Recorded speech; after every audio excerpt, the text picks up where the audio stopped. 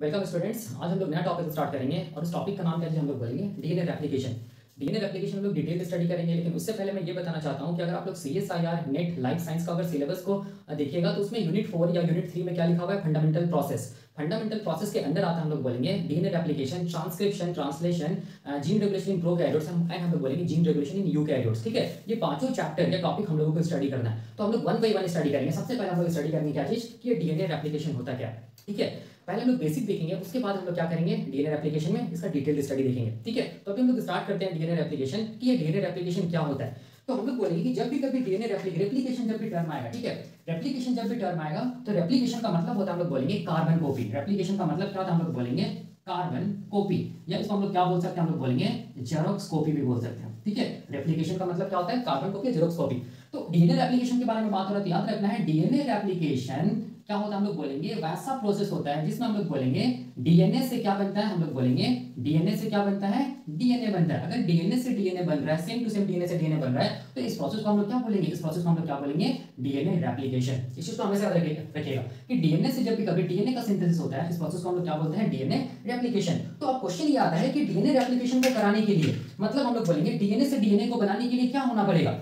तो हम लोग बोलेंगे डीएनए से डीएनए को बनाने के लिए सेल के पास क्या होता है, वैसे तो बहुत सारा रेप्लिकेटिव एंजाइम्स होता है, लेकिन एक मेन रेप्लिकेटिव एंजाइम होता है जिसको हम लोग क्या बोलते हैं, जिसको हम लोग बोलते हैं डीएनए पॉलीमरेज। क्या बोलते हैं, डीएनए पॉलीमरेज। इसका मतलब इसको डीएनए पॉलीमरेज को हम लोग डीएनए पोल भी बोलते हैं, जिसको हम लोग डीएनए डिपेंडेंट डीएनए पॉलीमरेज भी बोलते हैं। ठीक है, बताने का क्या मतलब हुआ कि डीएनए रेप्लिकेशन एक वैसा प्रोसेस होता है जिसमें डीएनए से क्या बनता है, सेम टू सेम डीएनए बनता है। ठीक है, इस प्रोसेस को बोलेंगे डीएनए रेप्लिकेशन। तो डीएनए से डीएनए को बनाने के लिए मतलब डीएनए रेप्लिकेशन करने के लिए क्या होना पड़ेगा सेल के पास, तो हम लोग बोलेंगे वैसे तो बहुत सारा रेप्लिकेटिव एंजाइम्स होता है, लेकिन एक मेन रेप्लिकेटिव एंजाइम होता है जो डीएनए से डीएनए को बनाता है, जिसको हम लोग क्या बोलेंगे डीएनए पॉलीमरेज, या इसको हम लोग क्या बोलेंगे डीएनए पॉल भी बोलते हैं। और ये डीएनए पॉलीमरेज ये डीएनए के स्ट्रैंड के साथ जब बाइंड करता है तभी ये डीएनए से क्या बना पाता है, डीएनए को बना पाता है। इसीलिए इसको हम लोग क्या बोलते हैं डीएनए डिपेंडेंट डीएनए पॉलीमरेज। मतलब ये वैसा एंजाइम है जो डीएनए डिपेंडेंट है, मतलब डीएनए के स्ट्रैंड इसको चाहिए तभी जाके हम लोग बोलेंगे डीएनए पॉलीमरेज उस डीएनए के स्ट्रैंड से बाइंड करेगा और फिर क्या करेगा, उस डीएनए से नया डीएनए का सिंथेसिस करेगा। इसीलिए ये क्या चीज है, डीएनए डिपेंडेंट डीएनए पॉलीमरेज है। ठीक है भाई, मैंने यहाँ पे लिखा है कि डीएनए रेप्लिकेशन क्या होता है। तो डीएनए रेप्लिकेशन एक वैसा प्रोसेस होता है जिसमें डीएनए से क्या बनता है, डीएनए का फॉर्मेशन होता है, और जो मेन एंजाइम होता है जो डीएनए रेप्लिकेशन को करवाता है उसको हम लोग क्या बोलते हैं डीएनए पॉलीमरेज या डीएनए पॉल या DNA dependent DNA polymerase. DNA dependent DNA polymerase याद रखिएगा ये डीएनए पॉलीमरेज है, इसको हम लोग बोलेंगे क्योंकि डीएनए के स्ट्रैंड पर डिपेंड करता है, इसीलिए इसको हम लोग कैसा एंजाइम बोलते हैं, टेम्पलेट डिपेंडेंट एंजाइम भी बोलते हैं। क्या बोलते हैं, टेम्पलेट डिपेंडेंट एंजाइम। तो अगर क्वेश्चन पूछेगा कि डीएनए डिपेंडेंट डीएनए पॉलीमरेज कैसा एंजाइम है, तो याद रखिएगा टेम्पलेट डिपेंडेंट एंजाइम है। बताने का मतलब क्या चीज है, देखिए बताने का मतलब ये हो गया कि मान लीजिए क्या चीज हम लोग बोलेंगे, ये मान लो डीएनए का स्ट्रैंड है। ठीक है, यहाँ पर मैं लिख रहा हूँ ये मान लो डीएनए का स्ट्रैंड है, ठीक है, ये डीएनए है।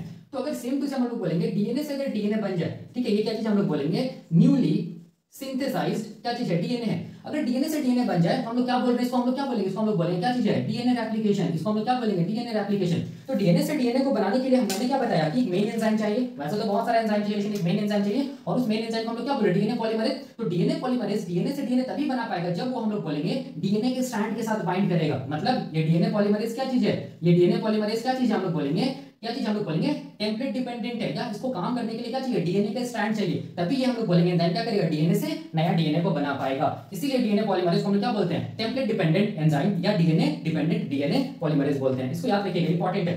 ठीक है, तो क्वेश्चन देखो क्या आता है, ये तो हम लोग जानते हैं, ठीक है, आप लोग भी जानते हैं कि डीएनए से डीएनए बनता है उसको डीएनए रेप्लिकेशन बोलते हैं। याद रखिएगा इसके आगे जो होता है हम लोग बोलेंगे डीएनए से अगर आरएनए बने, कोई सा भी आरएनए बने, चाहे वो एमआरएनए रहे, चाहे वो टीआरएनए रहे, चाहे वो आरआरएनए रहे, चाहे वो क्या बोलते हैं एसएनआरएनए, कोई सा भी आरएनए बने, उस प्रोसेस को हम लोग क्या बोलते हैं, ट्रांसक्रिप्शन बोलते हैं। ठीक है, यहाँ पर मैं लिख रहा हूँ उस प्रोसेस को क्या बोलेंगे, पढ़ना है हम लोग को ट्रांसक्रिप्शन। रेप्लिकेशन के बाद पढ़ना है क्या चीज, ट्रांसक्रिप्शन बोलेंगे। तो डीएनए से जब भी कभी आरएनए का फॉर्मेशन होगा, कोई सा भी आरएनए, तो उस प्रोसेस को हम लोग क्या बोलेंगे, ट्रांसक्रिप्शन बोलेंगे। ठीक है, और जब आरएनए से हम लोग बोलेंगे प्रोटीन का सिंथेसिस होगा, प्रोटीन का फॉर्मेशन होगा, जब आरएनए से क्या चीज का फॉर्मेशन होगा, प्रोटीन का फॉर्मेशन होगा, तो इस प्रोसेस को हम लोग क्या बोलेंगे, इस प्रोसेस को हम लोग बोलेंगे ट्रांसलेशन बोलेंगे। क्या बोलेंगे, ट्रांसलेशन बोलेंगे। ठीक है, और ध्यान से देखें यहाँ पर ये क्या चीज हम लोग बोलेंगे, ये डीएनए रेप्लिकेशन हुआ, ठीक है, ये ट्रांसक्रिप्शन हुआ, ये ट्रांसलेशन हुआ, ये सारा को मिला के हम लोग क्या बोलेंगे, ये सारा को मिला के हम लोग क्या बोलेंगे, सेंट्रल डोग्मा बोलेंगे। क्या बोलेंगे, सेंट्रल डोग्मा बोलेंगे। याद रखना डोग्मा का मतलब क्या होगा, प्रिंसिपल।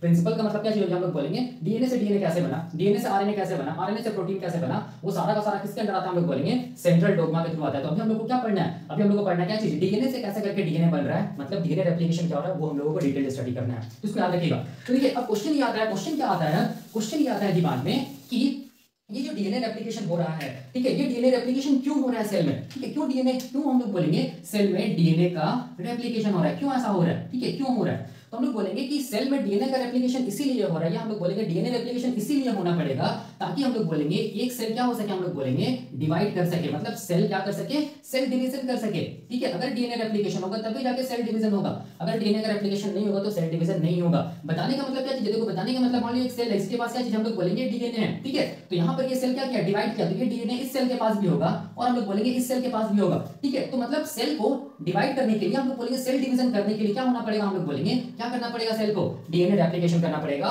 वही मैंने यहाँ पे लिखा है कि क्यों डीएनए रेप्लिकेट करता है, डीएनए रेप्लिकेट इसीलिए करता है ताकि हम लोग बोलेंगे एक सेल क्या चीज में जा सके, हम लोग बोलेंगे सेल डिवीजन में जा सके, या हम लोग क्या बोल सकते हैं, हम लोग बोलेंगे सेल डिवीजन होने के लिए क्या करता है, सेल डीएनए रेप्लिकेशन करता है, इसको याद रखिएगा, ठीक है। तो ये तो हम लोग बोलेंगे कि डीएनए रेप्लिकेशन क्या क्या होता है, कौन एंजाइम रिस्पांसिबल होता है डीएनए रेप्लिकेशन के लिए, डीएनए रेप्लिकेशन क्यों होता है, ठीक है। अब कुछ कुछ हम लोग बोलेंगे डीएनए रेप्लिकेशन का क्या चीज है, इंपॉर्टेंट फीचर्स है, ठीक है, वो अभी हम लोग देखेंगे। तो इंपॉर्टेंट फीचर्स क्या क्या है हम लोग बोलेंगे डीएनए रेप्लिकेशन का। तो यहाँ पर देखो सबसे पहला मैंने यहाँ पर क्या लिखा है कि सबसे पहला जो मैंने यहाँ पर इंपॉर्टेंट फीचर लिखा है डीएनए रेप्लिकेशन का, वो क्या लिखा है कि मोस्टली जो डीएनए रेप्लिकेशन होता है वो क्या होता है, सेमी कंजर्वेटिव होता है, मतलब याद रखना चाहे वो